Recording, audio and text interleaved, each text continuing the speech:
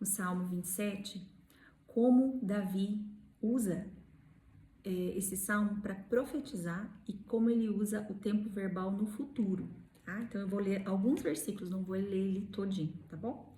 Começa assim: O Senhor é minha luz e a minha salvação. De quem terei medo? O Senhor é a fortaleza da minha vida. A quem temerei?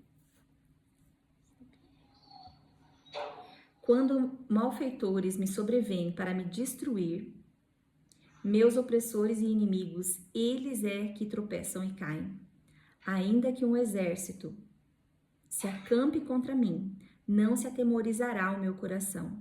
E se estourar contra mim a guerra, ainda assim terei confiança.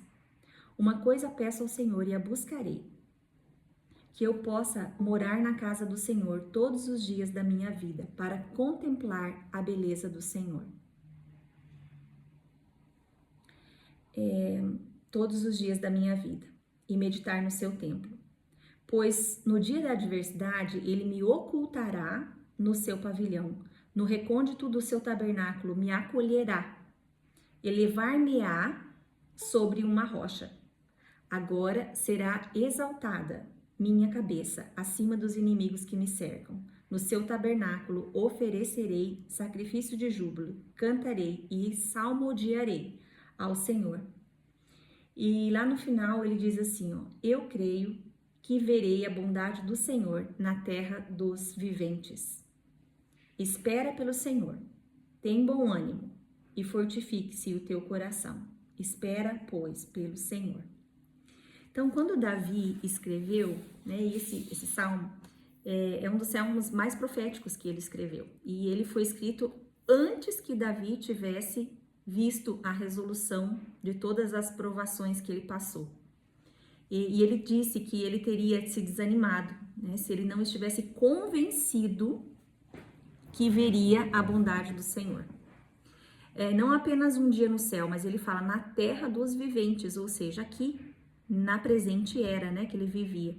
Então Davi, ele acreditava no que havia descoberto e ele sabia ser verdade o que ele tinha descoberto por causa da sua fé.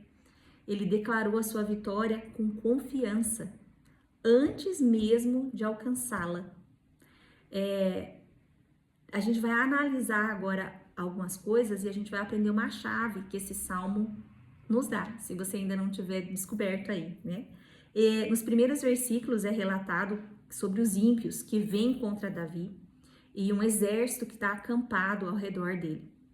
Mas inicialmente no versículo 1, Davi afirma com muita confiança: O Senhor é a minha luz e a minha salvação. A quem temerei?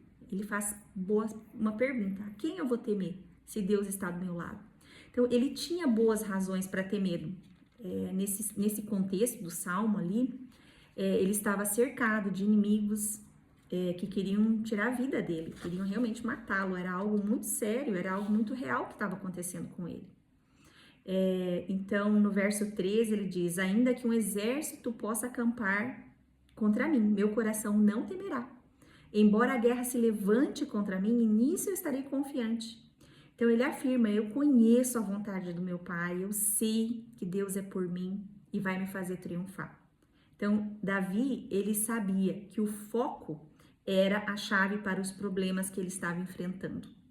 Davi sabia que o foco era estar com a mente em Deus e não nos adversários, e não nos acampamentos dos exércitos inimigos, e não nos inimigos que queriam destruí-lo, mas o foco dele estava em Deus, no triunfo que Deus daria para ele.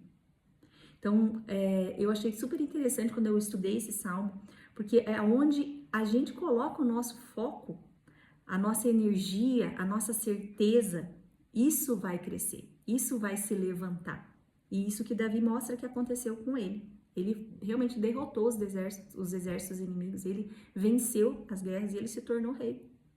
Então, as circunstâncias que passaram ali na vida de Davi, elas se curvaram, né? A fé dele, a fé confiante dele, a fé que não duvidava. Então, é interessante como a gente também pode seguir esse mesmo padrão, esse mesmo modelo. Ainda que a gente esteja cercado de problemas com os nossos filhos, na nossa maternidade, A gente tem que focar no Deus que nos quer triunfar. Então, esse é o primeiro ponto desse último encontro. Deus deseja que você seja uma mãe vitoriosa, assim como Davi foi vitorioso. E em 2 Coríntios 2, do 14 ao 15, nós vemos o desejo de Deus para todas as áreas das nossas vidas. Não só para a maternidade, mas para todas, profissional, conjugal, né? Para todas, emocional, espiritual, que é o triunfo. Lá diz assim, ó, mas graças a Deus, que sempre nos conduz vitoriosamente em Cristo. E por nosso intermédio, através de nós, ele exala em todo lugar a fragrância do seu conhecimento, porque para Deus nós somos o aroma de Cristo entre os que estão sendo salvos e os que estão perecendo. Então esse versículo nos diz que Deus manifesta o seu perfume através de nós, através das nossas ações, através das nossas palavras, através das nossas decisões, para que os nossos filhos o conheçam. É através disso que os nossos filhos vão nos conhecer. Através do nosso cotidiano, daquilo que a gente exala todos os dias. E a vontade de Deus não é para nosso mal, a gente já estudou isso, ou para as nossas dificuldades contínuas, mas para que a gente tenha vitória na empreitada que Ele nos entrega, né? De criar filhos para Ele. E isso é o maior desejo. Ele tem mais interesse que os nossos filhos sejam vitoriosos do que nós mesmos. Então, lógico que a gente vai passar por deserto, a gente vai passar por fases difíceis, a gente vai passar por dias tenebrosos muitas vezes, mas esse não é o nosso destino permanente e nem o nosso destino final. Assim como Davi tinha aquele exército acampado, mas ele via, ele enxergava com os olhos da fé a vitória logo ali, no colo de Deus. Então, esse é o primeiro. O segundo é que Deus deseja que você seja uma mãe otimista. Então, a gente vai ver que aqui tem outra chave, né? O padrão de uma mente que é uma mente renovada, ela é sempre assim, ela sempre pensa assim, isso vai dar certo. E a minha mãe tá aqui, ela não me deixa mentir, mas ela tem esse padrão, ela sempre fala assim, né? Ela até ensinou uma musiquinha para mim, para as minhas filhas, né? Já deu certo, isso vai dar certo, e sempre com essa positividade, com esse otimismo. Então, a gente precisa ter essa mentalidade. Quando o filho atrasa um pouquinho, você não vai se desesperar. Você não vai ficar pensando que o filho foi atropelado, que foi assaltado, que se machucou. Você vai ter uma mente positiva, você vai ter uma mente otimista. Ele deve estar se atrasando porque ele deve estar conversando com um amiguinho, porque o assunto estava bom. Nós vamos ser mães de mentes renovadas, ou seja, vamos ser mães que sempre vão ter como padrão tudo vai dar certo. Isso vai no final dar certo. O medo que a gente sente muitas vezes, né, numa situação assim, é que é uma coisa normal, é uma emoção humana super normal. E não é pecaminoso a gente sentir medo.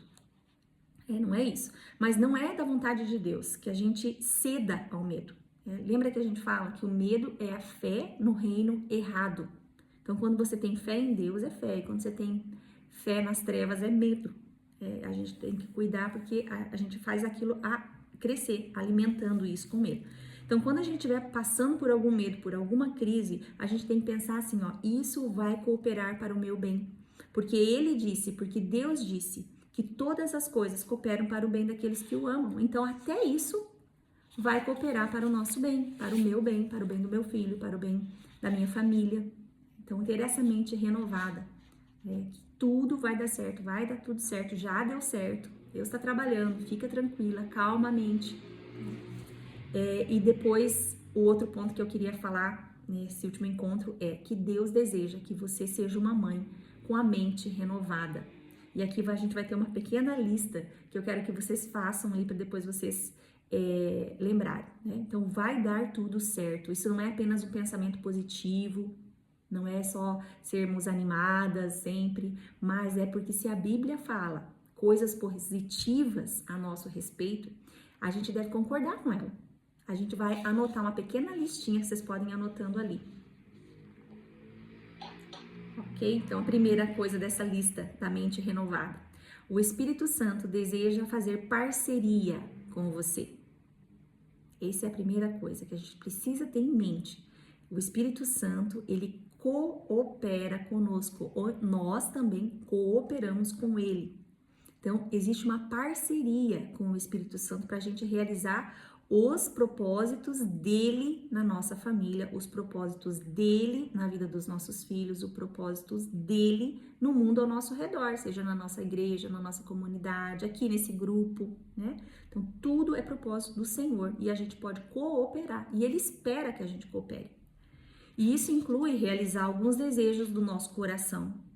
Isso inclui, às vezes, desejos que ele mesmo plantou em nós, como a gente já estudou, mas é muito maior que isso. Deus deseja trazer o reino dele à terra por meio de você, por meio da sua maternidade. Assim como ele fez com outras mães que a gente estudou, como Susana Wesley, como a Sônia, que a gente estudou nessa jornada, né? Então, a gente precisa lembrar disso, que nós não somos só mães criando filhos dentro de casa e fazendo funções todo dia, lavando louça e cuidando de menino e dando comida e não se incomodando muito com a presença, mas com a função. Não, Deus nos vê como cooperadoras dessa tarefa. Segundo, não seja como as ondas do mar, não seja inconstante. Não tente só por alguns dias e depois desista se não funcionar. Né? O que eu tô falando aqui? Desses princípios, da gente ser otimista, da gente ser positiva, da gente ter essa visão de vitória sempre. Não ser inconstante. Porque a gente deve pensar como tudo na vida é uma semeadura e isso não é diferente. Então a gente tem que pensar em tudo que a gente estudou aqui como uma grande semeadura. Alguns frutos vão brotar muito rápido e você vai ver logo, talvez você já viu durante essa jornada. Mas outros frutos, eles vão demorar e às vezes vão demorar muito tempo e talvez você nem vai ver esses frutos, mas esse não é o objetivo. Nós como mães, nós somos plantadeiras, nós vamos plantar, nós somos semeadoras e é isso que a gente tem que focar. O terceiro, reeduque os seus pensamentos. Então, não admita pensamentos negativos, não admita mais pensamentos destrutivos. Expulse esses pensamentos. Quando eles chegarem, você realmente repreenda e fale, aqui não, porque a minha mente é renovada pelo Espírito Santo de Deus. Eu não admito mais pensar dessa forma. Porque as palavras, gente, elas fluem dos nossos pensamentos. Assim como a gente pensa, a gente fala, a gente age. Então, o coração e a mente é onde tudo começa. Então, a gente primeiro precisa limpar aqui, reprogramar aqui. Né? A Bíblia diz lá em Mateus 12 que da abundância do coração, a boca fala. A gente precisa realmente cuidar da nossa mente diariamente e fazer uma renovação ali. Quarto e último dessa lista, seja muito intencional para falar sobre os seus filhos. Então, quando você for falar do seu filho para alguém, ou às vezes para você mesmo, sabe aquela conversa interna que a gente tem conosco mesmo? Ou quando você for falar para o seu esposo, ou para suas amigas, cuida o que você for falar. Seja intencional sobre o que você for falar sobre os seus filhos. Aliás, sobre a sua própria vida também, sobre o seu cônjuge, sobre os seus familiares, sobre as autoridades, sobre líderes, sobre colegas de trabalho. Enfim, sobre todos. A gente precisa ser intencional na hora de falar. Ao invés de falar sobre quão difícil essa criança está sendo, ao invés de falar quão sombrio, quão opressivo a situação está sendo, né? Quão aquela obrigação está sendo, ou aquele relacionamento está sendo, fale sobre como você é a fragrância de Cristo naquela situação, pro seu filho, pro seu marido, como você é cheia do Espírito para mudar todo o ambiente, né? E que o Espírito de Deus vai com você aonde você for, em todos os cantos do mundo, nos lugares mais tenebrosos, ele vai com você porque ele quer trazer luz para aquela situação, através da tua vida, através da tua boca, né? Através das tuas ações. Então sempre fale que o Senhor é a sua força, como Davi fez, e com ele não há nada que você não possa fazer. Então, cuide do que você vai falar. Fale palavras de vida sobre os seus filhos, ainda que eles sejam diferentes daquilo que você esteja falando. Né? A gente chama a existência aquilo que não existe, como a gente já estudou a jornada inteira. Eu fiz aqui uma listinha, porque eu gosto bastante de listas. E eu acho que isso ajuda muito a gente no dia a dia. Né? Coloquei assim algumas dicas práticas para a gente aplicar no nosso dia a dia durante esses meses, agora que se seguem, né? 2 meses aí, não dá bem 2 meses, mas para a gente poder aplicar tudo isso que a gente aprendeu nessa jornada de 6 encontros, tá? Então, primeiro, algumas dicas práticas, ok? Para a gente aplicar na nossa casa, no dia a dia. Primeiro, crie um ambiente profético em sua casa. Quantas de vocês entendem que a casa de vocês é um útero, é um ninho, é um lugar que você está gerando filhos, corações, pessoas? Então, crie um ambiente profético dentro da sua casa. O que eu quero dizer isso? Que crianças proféticas precisam crescer em um ambiente profético, senão elas não vão entender isso, senão elas não vão acessar o sobrenatural.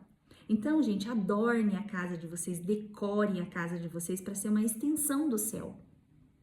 Siga o que está escrito lá em Deuteronômio 6, né? Ele fala para você ensinar a Bíblia enquanto você levanta, quando você deita, enquanto você está andando pelo caminho, falar de dia, de noite, né? Ensine a Bíblia enquanto você brinca, durante os jogos, enquanto você assiste um desenho ou um filme com o seu filho, de forma leve, divertida, lúdica, né? Sabe quando você faz o ensino da palavra usando aquela brincadeira do dia a dia, aquilo fica gravado para sempre na mente do seu filho. Contar uma experiência que eu tive essa semana com a minha menina mais nova. A gente tava brincando de mico, aquele joguinho de cartas, né? Do mico que você tem que achar os parzinhos e no final tem uma a mais que é o mico. Quem fica com o mico tem que pagar o mico. E tinha lá papagaio fêmea, papagaio macho, né? Que mais tinha? Elefante, elefanta, cachorro, cachorra, gato, gato, e tinha os parzinhos. E eu aproveitei que ela falou assim pra mim, não, mãe, o mico vai ficar com o gato. Eu falei, não, filho, o mico ele não fica com ninguém, o gato vai ficar com a gata. Porque assim que Deus fez o macho, a fêmea, aí vocês já sabem o que eu estava trabalhando ali. Então, a gente ensina a palavra nesse contexto, sempre que possível, sempre que você achar a oportunidade. Então, hoje, a partir de hoje, você vai ter essa visão renovada, você vai ter essa visão de aqui eu posso ensinar a Bíblia, aqui eu posso falar sobre tal assunto, agora é a hora, é a oportunidade, aqui no jogo, né? Então, é importante a gente ter essa visão sobre o nosso dia a dia, para a gente poder ali infiltrar a palavra de Deus no coraçãozinho deles através daquilo que eles entendem que é a brincadeira, né? Então fale sobre o Espírito Santo diariamente com seus filhos, sabe? Espalhe versículos pela casa, coloca no porta-retrato, imprime um versículo, ou escreve com a mão, ou faz uma lousinha, toda semana troca o versículo. Ensine os seus filhos a pedirem ao Espírito Santo, sabe? Aqui em casa, depois que a gente começou a usar o profético, a gente nunca mais ficou sem vaga de estacionamento. Sempre que eu vou num lugar que é difícil de estacionar, eu falo assim, Espírito Santo, eu preciso de uma vaga. Eu preciso de uma vaga para poder estacionar esse carro. E nunca tem faltado. E elas veem com os próprios olhos como é lindo andar com o Espírito Santo. E isso, gente, é para a vida inteira. Nunca mais elas vão esquecer. Filha, você vai fazer uma prova, chama o Espírito Santo para ir com você. Teve uma prova que eu fiz há um ano e pouco atrás, que gente, eu sou, assim, tenho muita dificuldade em matemática, porque faz muito tempo que eu não estudava, né?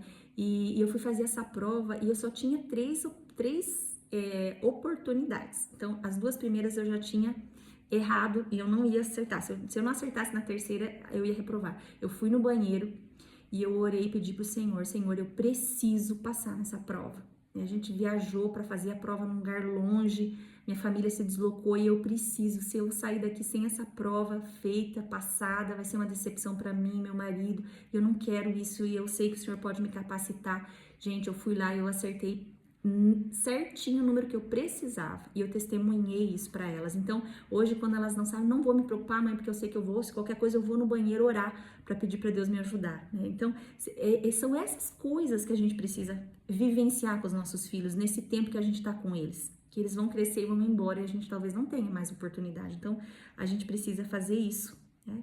Ser intencional. Cante louvores, ore em voz alta, aproveita o trânsito, coloca louvor.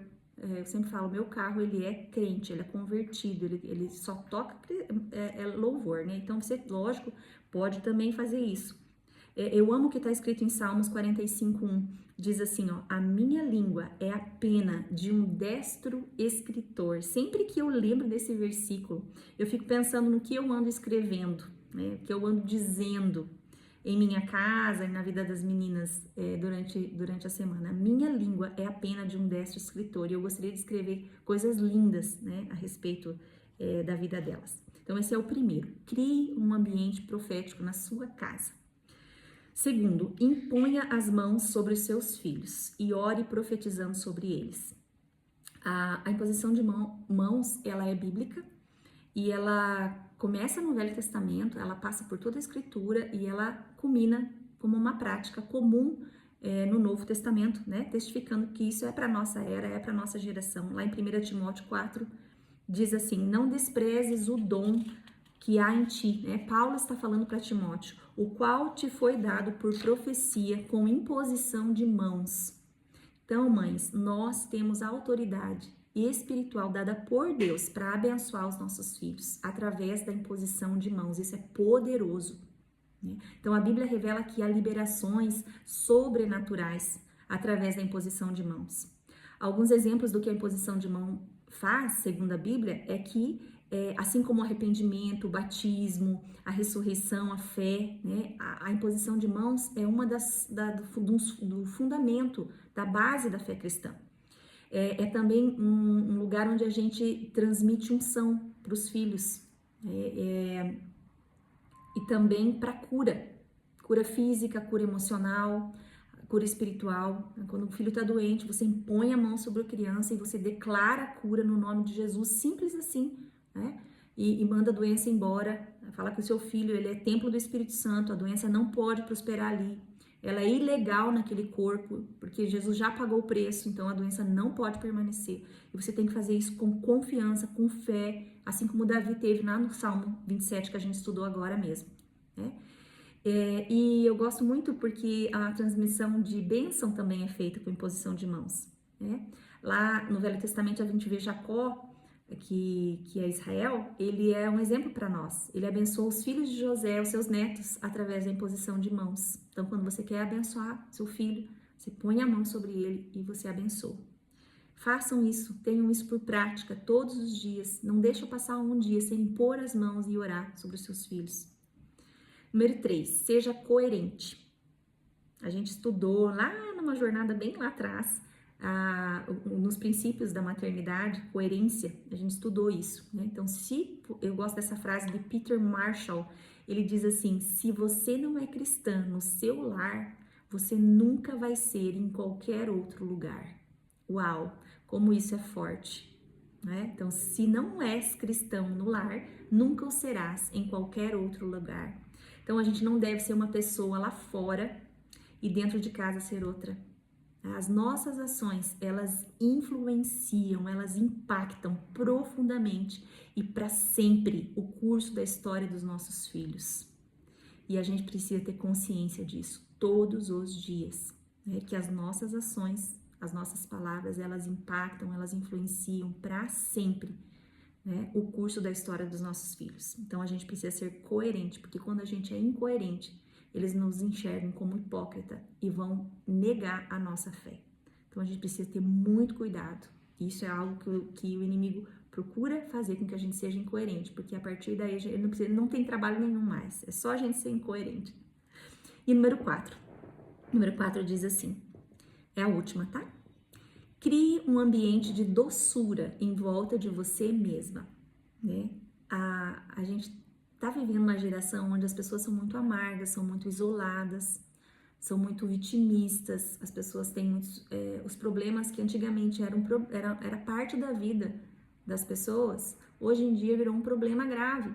Então, problemas que numa geração passada era algo que era natural da vida, que as pessoas tinham e resolviam, né? Hoje em dia não, hoje em dia virou um problema enorme, né, para muitas mães, porque tudo se aumentou. Então, a doçura foi se perdendo, a mulher foi perdendo a doçura.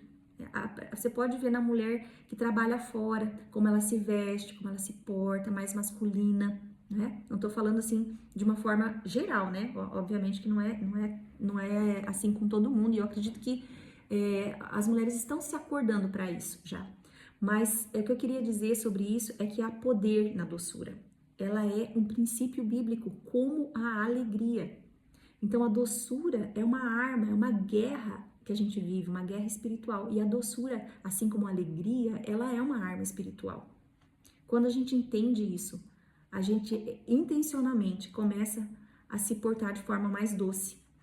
E lá em Provérbios 16, 24 diz assim: palavras agradáveis são como favo de mel, doces para a alma e remédio para o corpo.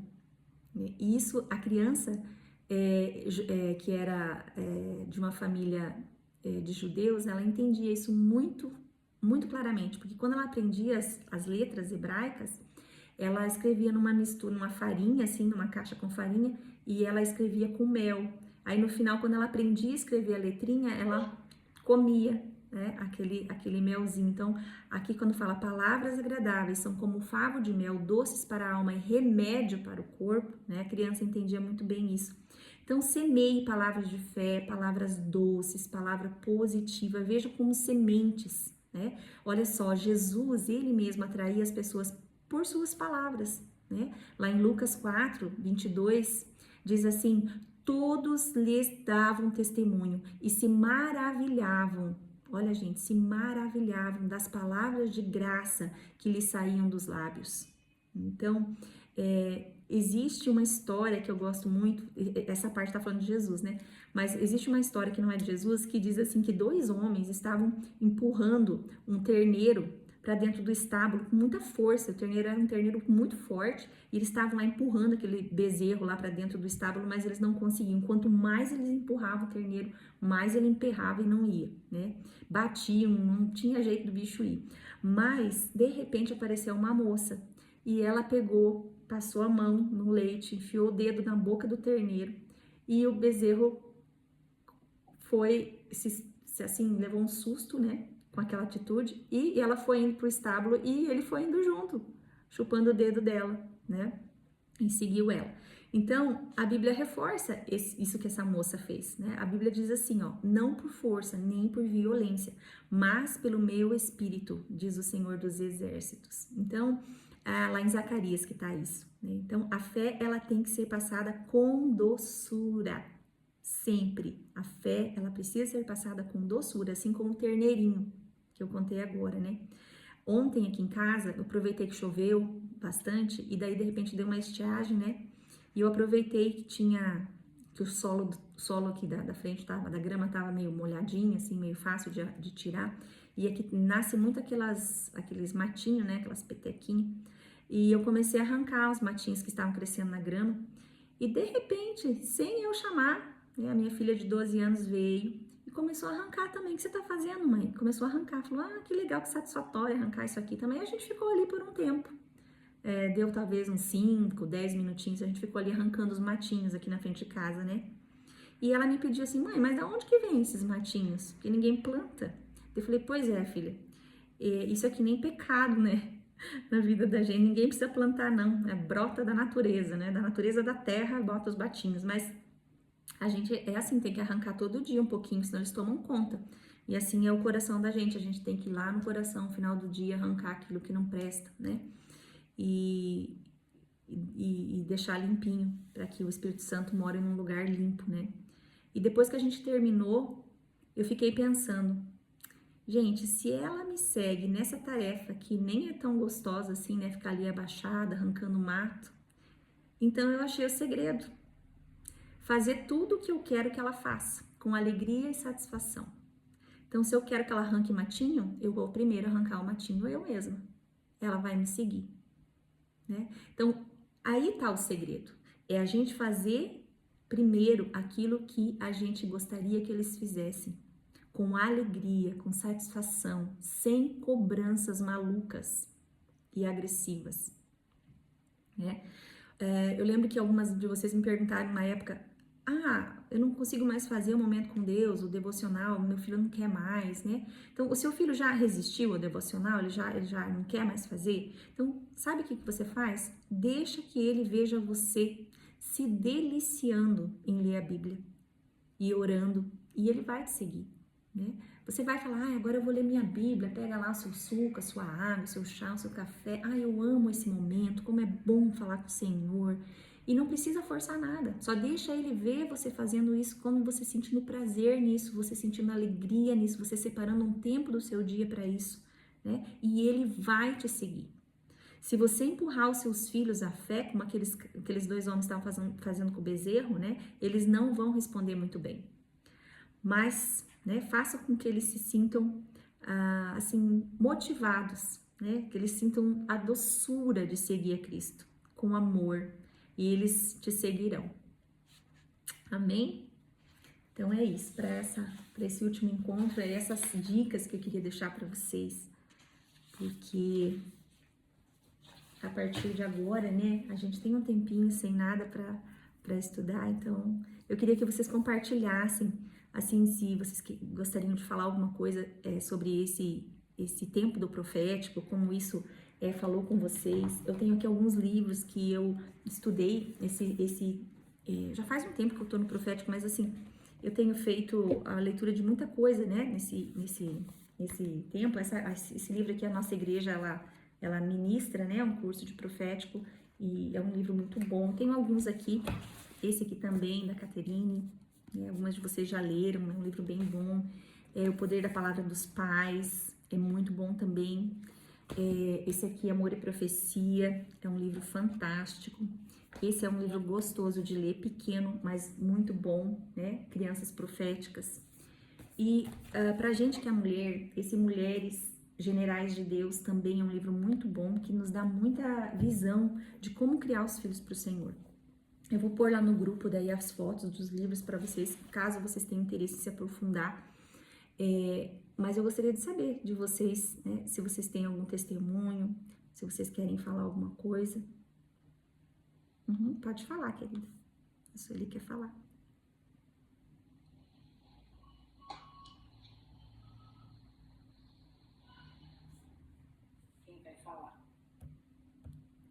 A Sueli pediu para falar?